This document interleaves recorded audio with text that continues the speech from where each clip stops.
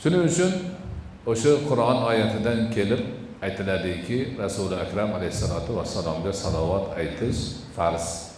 Umrida bir marta farz. Qolgan paytida esa Rasululloh alayhisolatu vassalom zikr qilinsalar, zikrni eshitilsa, hozirgi kunda kitobda o'qilsa, boshqa bo'lsa, doim salovat aytish ummatning odobi, o'ziga xayr, o'ziga baraka, o'ziga yaxshilikdir.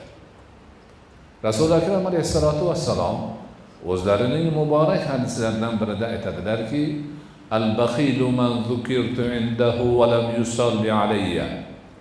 Baxil odam shunday odamki, kimni huzurida men zikr qilinsam, u menga salovat aytmasa, o'sha baxil dedilar. Ana o'sha baxil. Bu juda buyuk beodob. O'zini hidoyatchisi bo'lgan zotni ehtirom qilmagan odam. Shuning uchun bizning odobimiz doim shu. Haligi bosh egib, ko'zdan o'pish yo'q. Shu salovat aytish eng go'zal narsa shu.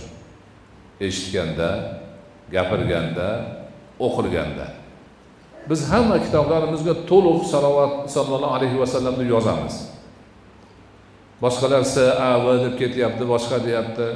Kitoblarimizni ruscha qilganimizda Rossiyadan keldi. Uni nima qilasizlar yozib, mana qilib qo'ysanglar bo'lmaydimi, unda. Biz aytdik, biz mana shunaqa qilamiz.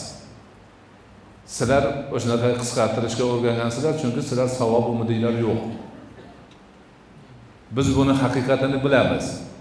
Shuning uchun o'quvchilarimiz ham u zoti alayhisolatu vassalomning muborak nomlarini har aytganlarida salovat aytishsin, savob oladi.